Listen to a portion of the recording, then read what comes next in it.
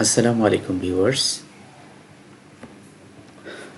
Microsoft Excel tutorial সিরিজের তৃতীয় পার্টে আপনাদের স্বাগত জানাচ্ছি। এই পর্বে আমরা শিখব কিভাবে এক্সেল ওয়ার্কবুক সেভ করা হয় এবং সেভ ও সেভ অ্যাজের মধ্যে পার্থক্য কী। চলুন শুরু করা যাক। একটা এক্সেল ফাইলকে সেভ করতে হলে আমাদের ফাইল মেনু থেকে এখানে সেভ বাটনে ক্লিক করতে হবে, অথবা আমরা কুইক অ্যাক্সেস টুলবার, এটা হচ্ছে কুইক অ্যাক্সেস টুলবার, যে কাজগুলো খুব বেশি বা বারবার করতে হয় সেই টুলগুলো এখানে রাখা যায়। যেমন আমরা, এটা হচ্ছে কুইক অ্যাক্সেস টুলবারের মোর অপশন। আমরা এখানে ক্লিক করলে এখানে যে টুলগুলো খুব বেশি প্রয়োজন হয়, মাঝে মাঝে প্রয়োজন হয়, সেই টুলগুলো এখানে দেয়া আছে। যেমন এখানে সেভ, এখানে যদি চেক ইন করে দিই তাহলে এটা এখানে দেখা যাবে, আর চেক আউট করে দিলে, যেমন এখানে সেভ বাটনটি আছে কুইক অ্যাক্সেস টুলবারে, এখানে চেক ইন করা আছে, তাই আমি যদি এটাকে ক্লিক করি তাহলে এখান থেকে চেক ইনটা চলে যাবে এবং এখান থেকেও সেভ বাটনটি চলে যাবে। দেখুন আমি এখানে ক্লিক করছি সেভ বাটনে, এখানে সেভ টুলটি আর নেই। তা আমি আবার যদি সেটা আনতে চাই তাহলে সেভ বাটনে ক্লিক করলে এখানে সেভ বাটনটি আবার চলে আসছে। সো আমরা এক হচ্ছে ফাইল থেকে করতে পারি, ফাইল থেকে সেভ বাটনে ক্লিক করতে পারি, অথবা কুইক অ্যাক্সেস টুলবারে এখান থেকেও সেভ বাটনে ক্লিক করতে পারি। তাহলে আমাদের এখানে সেভ অ্যাজ আসছে। এখন কথা হচ্ছে যে আমি একটু ব্যাকে যাচ্ছি, এখান থেকে ক্লিক করলাম সেভ বাটনে, কিন্তু আসলে হচ্ছে সেভ অ্যাজ। এইখানে একটু বলে রাখি, আমাদের সেভ ও সেভ অ্যাজের মধ্যে একটু পার্থক্যটা জরুরি এক্ষেত্রে।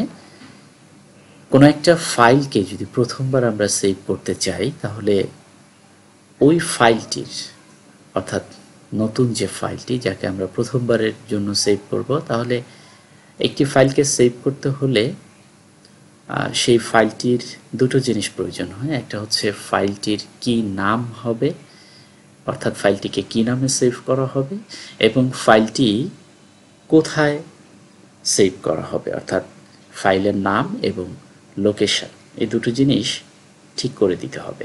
তো যেহেতু একটি ফাইল নতুন প্রথমবারের মতো সেভ হচ্ছে, তাই এই ফাইলটি কোথায় সেভ হবে সেটাও যেমন বলা থাকে না, এবং ফাইলটির নাম কি হবে সেটাও বলা থাকে না। সো এই কারণে প্রথমবার একটি ফাইলকে সেভ করতে হলে তার ফাইলের নাম এবং ফাইলের লোকেশনটা বলে দিতে হয়। আর একটি ফাইলের নাম এবং লোকেশন দেওয়ার ক্ষমতা অ্যাকচুয়ালি সেভ টুলের নেই, এই ক্ষমতাটা দেওয়া হয়েছে সেভ অ্যাজ টুলের। আর সে কারণেই আমরা প্রথমবার যখন একটি ফাইলে সেভ করতে চাই একটা ফাইলকে, তখন সে সেভ না হয়ে সেভ অ্যাজ ডায়ালগ বক্স বা উইন্ডোটি ওপেন হয়, এবং তখন সেভ অ্যাজ উইন্ডোর যে কাজটা হচ্ছে, যে আমি প্রথম যেটা করব সেটা হচ্ছে এই ফাইলটাকে আমি কোথায় সেভ করব, এখানে একটা লোকেশন দিব। এই যে ব্রাউজ বাটনে ক্লিক করব, আমি এখানে খুঁজে একটি লোকেশন দেব। সাপোজ আমি ডেস্কটপে রাখবো, তাহলে আমি এখান থেকে ডেস্কটপে ক্লিক করব, কেউ ডকুমেন্টে রাখলে ডকুমেন্টসে ক্লিক করব। সো আমরা যদি এখানে আমি ডকুমেন্টসেই রাখছি, ডকুমেন্টসে ক্লিক করলাম, তাহলে এই যে এখানে দেখেন দিস পিসির সামনে ডকুমেন্টস চলে আসছে। আমি যদি ডেস্কটপে ক্লিক করি তাহলে এই দিস পিসির সামনে ডেস্কটপ চলে আসছে। আমি যদি ডকুমেন্টসে ক্লিক করি তাহলে দিস পিসির সামনে ডকুমেন্টসে চলে আসছে। সো এই হচ্ছে আমার লোকেশনের পাথ, মানে কোন জায়গায় কোন ফোল্ডারের মধ্যে আবার ফোল্ডার, সেটার ভিতরে সাব ফোল্ডার কোথায় আছে সেটার পাথ এখানে দেখাবে। সো আমি যদি এখানে যদি ডকুমেন্টস থাকে তাহলে আমি শিওর হব যে আমি এখন ডকুমেন্টসের মধ্যে আছি। তাহলে প্রথম হচ্ছে আমি লোকেশন ঠিক করে দিলাম, এবং দ্বিতীয় হচ্ছে এই ফাইলটির নাম কি হবে। এই ডিফল্ট নেম হচ্ছে বুক 1, বুক 2, বুক 3 এরকম।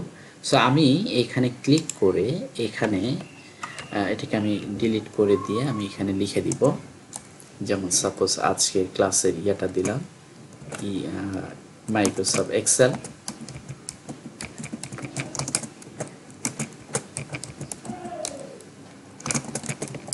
পার্ট 3।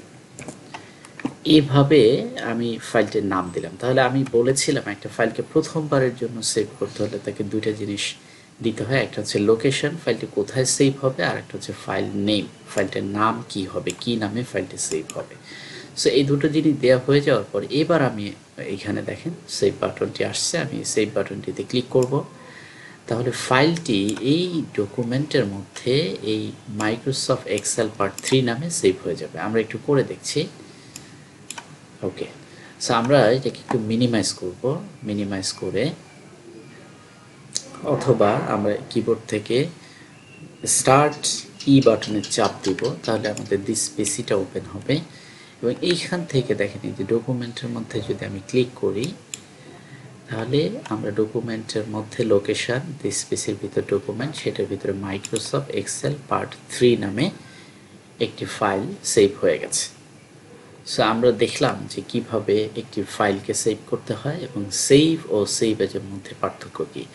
আজকে এই পর্যন্তই, ধন্যবাদ সবাইকে।